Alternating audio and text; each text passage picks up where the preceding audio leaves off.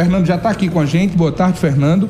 Cidades da Paraíba. A gente tem acompanhado e nos últimos dias a gente falou muito aqui no programa sobre o desastre que assola o Rio Grande do Sul. E essa nota técnica do CEMADEM traz cidades do Brasil todo, mais de 1.900 cidades do Brasil que estão nessa lista preocupante de que podem também registrar, se não agora, mas muito provavelmente com o passar do tempo, desastres ambientais naturais, já que são vários tipos de desastres.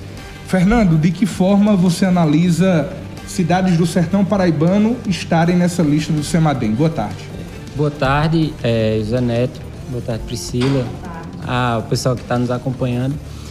Não é surpresa, porque até quem acompanha aqui a TV Diário do Sertão, quem acompanha a nossa coluna, já falamos aqui várias vezes, inúmeras vezes, tanto no Olho Vivo quanto no Diário News, tem várias colunas sobre justamente esses perigos que correm em morar próximo a bacias.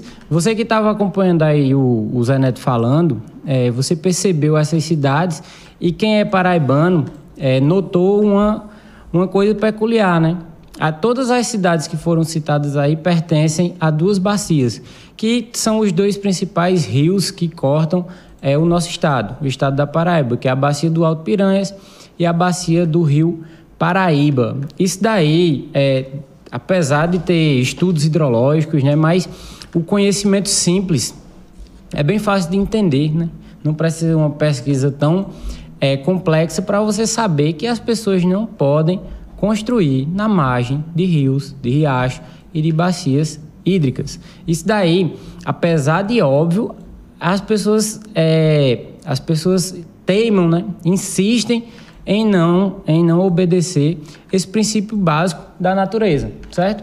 E, por incrível que pareça, essa minha fala, ela é impopular demais. Se você fala isso de forma abrangente, vai receber enxurrada de críticas, mas, infelizmente, a verdade precisa ser dita. E o problema é justamente esse. Eu até brinquei na semana passada, na nossa última coluna, que depois que inventaram cana e bomba, ninguém era para morar mais próximo a rios. E isso é uma verdade. Esses rios, imponderavelmente, eles vão transbordar e vão causar transtornos. O que eu sempre digo, e gosto de repetir, é porque a gente não pode tratar com punição pessoas em situação de vulnerabilidade, que geralmente é quem mora em encostas. Então, a gente trata com educação ambiental, porém, o objetivo sempre tem que ser claro de retirar as pessoas das margens de rios e de encostas, porque está susceptível a catástrofes como essa que está acontecendo lá nos nossos irmãos do Sul. Fernando, esse levantamento ele também identificou os desastres ambientais no Brasil de 1991 a 2022, inclusive você teve acesso, quando foram registrados mais de 23 mil eventos de desastres ambientais. Mais de 3.800 pessoas morreram. Mais de 8 milhões de pessoas ficaram desalojadas ou desabrigadas, decorrentes de inundações, enxurradas e deslizamentos de terra.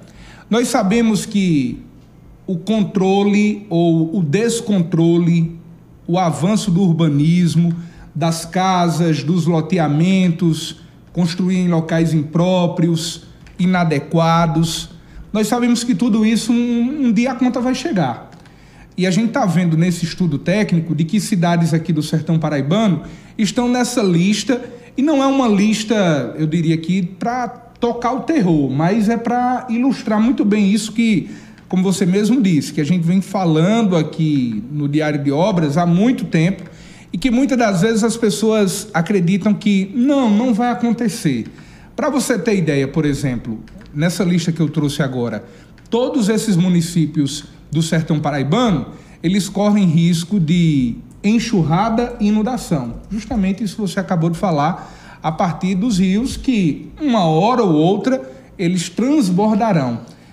E nós sabemos que o maior prejudicado, na maioria das vezes, são as pessoas pobres. Certeza, são as pessoas com maior vulnerabilidade, né, social e financeira, onde aqui a gente tem até um ditado popular para isso, que a corda sempre arrebenta do lado mais fraco.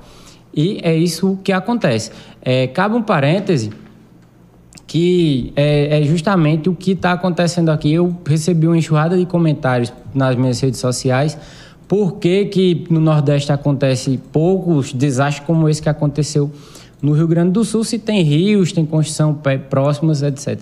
E tem uma explicação bem técnica sobre isso, que são as barragens de acumulação de água, que você com certeza já ouviu falar, nos açudes. O Brasil teve uma campanha massiva, principalmente na década ali de 30, de 40, de construção de reservatórios de obras contra as secas aqui no Nordeste. Na sua região, com certeza, deve ter um reservatório desse, um açude dessa natureza, e ele foi feito naquela época, que são justamente isso, obras contra as secas, são reservatórios de acumulação de água. Esses reservatórios, eles também são úteis para prevenir enchentes como essa. No Rio Grande do Sul, por exemplo, existe poucos reservatórios assim, poucos açudes, como a gente chama. Por quê? Porque os rios lá são perenes, eles são contínuos. Então, não vê a necessidade, não se tem a necessidade de fazer esses reservatórios, porque todo ano os rios estão cheios constantemente. Por isso que lá é o maior produtor de arroz do Brasil e um dos maiores do mundo. Só que a falta desses reservatórios acarretou esses desastres, né? Potencializou esse desastre que está acontecendo lá. Aí você pode perguntar, né? Ou pode supor isso. Então, a culpa desses desastres foi a construção desses reservatórios? Não foi. Infelizmente, é a tecla de novo, que é uma fala extremamente impopular, mas tem locais que não se pode construir. E lá, o que se fez foi construir em locais de inundação. E um dia a natureza veio e fez sua parte, né? Isso é cíclico, vai acontecer sempre. Você pega uma imagem panorâmica lá, por exemplo, do estádio do Clube Internacional, é algo bizarro, porque foi feito dentro do rio praticamente, dentro do lago, né? Foi feito um aterro, mas isso não é uma característica lá do Rio Grande do Sul, não. Aqui, recentemente, nós debatemos na nossa coluna a obra de expansão da orla de João Pessoa. Quem aqui já foi na capital paraibana viu que a orla de Cabo Branco, ela é muito grande. Aquele dali não é natural, né? Foi justamente aterro. Você vai para Fortaleza, na praia de Iracema, muito linda, mas quando você vê aquela praia, foi aterro. Então, a ideia de um dia a natureza pegar aquele local de novo que é dela é gigante, né? Fernando, o que fazer? O que é que os órgãos obrigatoriamente devem fazer de posse de um estudo técnico? A gente está falando aqui de uma opinião, né? Por exemplo, uma opinião de um especialista. A gente está falando de um estudo técnico que alertou o Rio Grande do Sul várias vezes de que aconteceria, como aconteceram alguns desastres no Rio Grande do Sul ao longo da história. Mas muitas das vezes os gestores, eles fecham os olhos e preferem achar de que nada vai acontecer. O que é que os gestores dessas cidades que constam nessa lista, gestores de cidades próximas que muito em breve podem constar nessa lista, se algo não for feito, o que é que deve ser feito a partir de agora? Primeiro, usar esse recurso da melhor forma possível, né? Pelo que eu entendi, vão aproveitar o recurso que vem do PAC, do Plano de Aceleração do Crescimento, para destinar parte desses recursos a obras de infraestrutura que previnam esses desastres. Então, a gente, enquanto população, espera que esse dinheiro, que esse investimento seja usado realmente nessas obras e que elas sejam finalizadas, porque o Brasil, como um todo, é um canteiro de obra parada, né? Então, que elas sejam finalizadas. E a solução é justamente a gente se espelhar em países que fazem algo positivo nessa esfera. Por exemplo, o que eu sempre bato é a criação de um Fundo Nacional de Desastres, onde quando acontecer algo assim, obviamente vai ter transtornos, mas pelo menos o recurso financeiro vai estar destinado e pronto para ser usado naquela situação.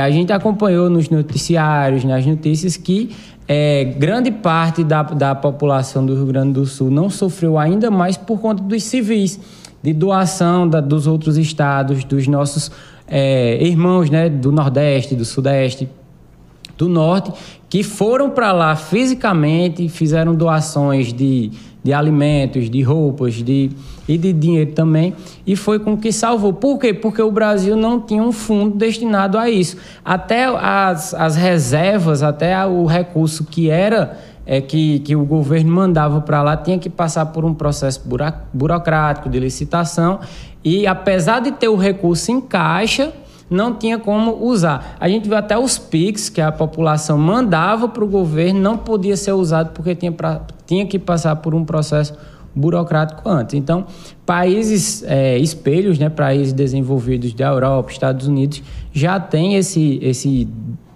recurso destinado para desastre, que ele consegue chegar mais rápido, né?